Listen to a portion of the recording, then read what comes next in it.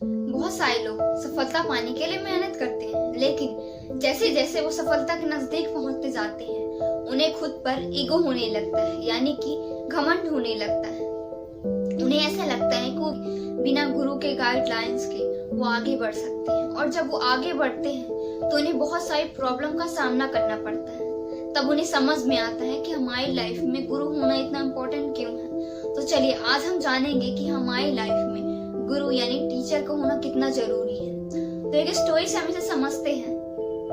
ये कहानी है एक कुम्हार की, जो कि माटी से घड़े बनाता था।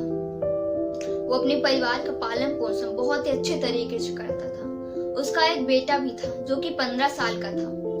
उसका बेटा खेलता कूदता और पढ़ाई करता था, और कभी कभी वो अपने पिता की मदद भी किया करता था घड़े बनाने में। जब भी वो घड़े बनाता था अपने पिता से पूछता था, पिताजी घड़ा कैसा बना है? तो पिताजी हमेशा कहते थे, घड़ा बहुत ही अच्छा बना है, इसमें एक कमी है, उसको देखो और सुधार करो। वो लड़का उस घड़े को देखकर उसमें अच्छे से गोलाई दे देता था, उसे ठीक कर देता था। और जब भी वो घड़े बनाता था वो हर बार अपने पिता से यही पूछता था कि पिताजी घड़ा कैसा बना है? तो पिताजी हमेशा कहते थे, घड़ा बहुत ही अच्छा बना है, लेकिन इसमें एक कमी है, उसको देखो और ठीक करो। और वो लड़का घड़े को देखकर उसको अच्छे से सुधार कर देता था। ऐसे ही समय बीतता गया और एक ऐसा समय आया कि मार्केट में उस लड़के का घड़ा 500 का बिकता था और उसके पिता का घड़ा 400 में बिकता था।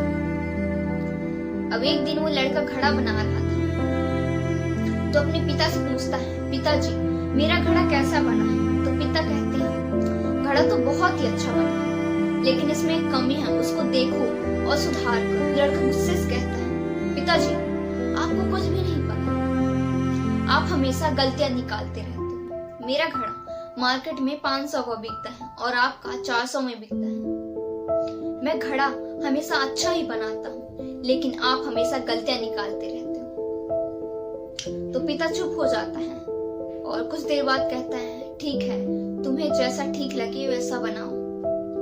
और पिता अपने काम में लग जाता है और लड़का भी अपने काम में लग जाता है। और कुछ समय बाद ऐसा ही चलता रहता है।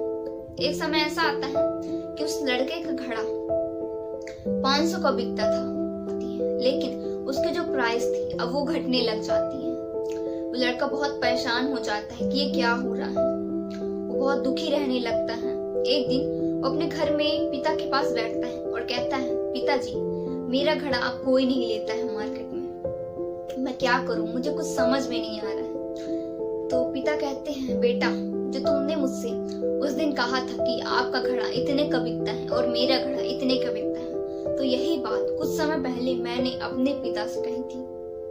मैं उस वक्त समझ नहीं पाया था, लेकिन तुम्हें इस चीज को समझना चाहिए कि हम जो भी काम करते हैं उसमें कुछ ना कुछ कमी रह ही जाती है और हम उस चीज को और भी बेहतर तरीके से कर सकते हैं।